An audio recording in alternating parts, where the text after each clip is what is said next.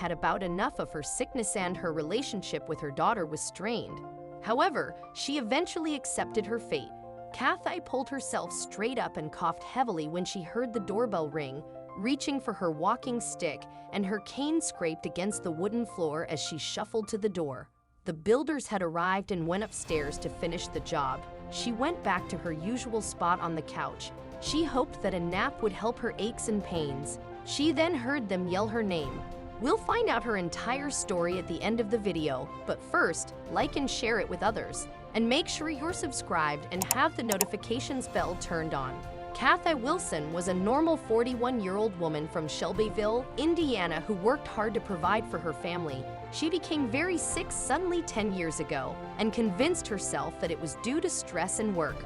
Her daughter, on the other hand, was concerned. In an attempt to recover, Kathy drank a cocktail of vitamins, but none of them seemed to help. After several weeks, her daughter, Ashley, made her go to the doctor. However, the doctor only gave a sick note to take a few days off from work to relax. Kathy was pale, and you can pretty much notice that her health was deteriorating. Ashley was becoming increasingly concerned, so she dragged Kathy back to the doctor's office weeks after her first visit. They were surprised that Kathy, a strong, young woman with a strong immune system who should have recovered from the flu weeks ago, was still deteriorating. Dr. Mary Beth Hensley, who was starting to take Kathy seriously, ordered tests in the hopes of detecting any disease or intolerance. All of the tests revealed that Kathy was in good health. They didn't have a diagnosis, but they decided to try an elimination strategy. So Kathy was given a variety of antibiotics. Dr. Hensley had hoped that Kathy's reaction to the medications would provide insight into her illness. Kathy began to feel worse rather than better. Then her mental health began to suffer as a result of the unknown illness. Her friends and family began to be concerned.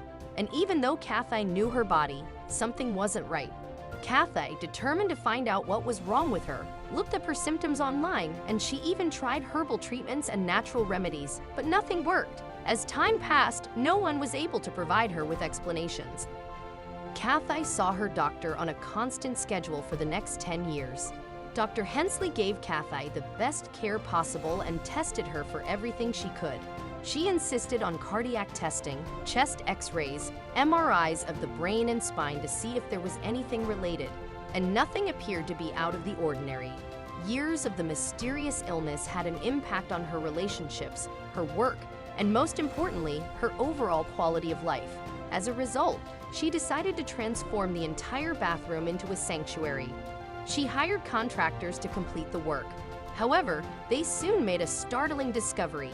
They discovered that improperly installed furnace and water heater were allowing trace amounts of carbon monoxide to escape and leak into the house over time. Is carbon monoxide toxic? Carbon monoxide is colorless and odorless, making it undetectable to the naked human eye.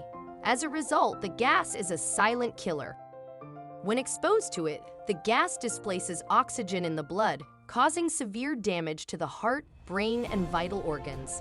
However, long-term exposure can result in serious side effects such as vomiting, muscle weakness, fainting, and confusion.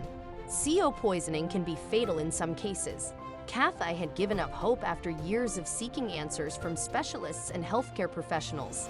But now Kathy's 10-year-long symptoms made sense. It just got worse throughout the time, and Ashley tried to explain. She was overjoyed to learn that there was finally proof of her mother's illness and Kathy would be able to function as a normal human being. Kathy hasn't felt this good in a long time. The contractors gave her much more than a new bathroom. They gave her life back. She is overjoyed that her body, mind, and spirit have been restored after years of being poisoned.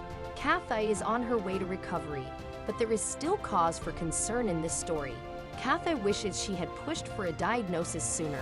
She had been labeled insane, delusional, and a hypochondriac because the tests had come back negative. She was given everything, but nothing worked. On the other hand, she was correct in following her instincts despite the fact that she had to wait 10 years for an answer.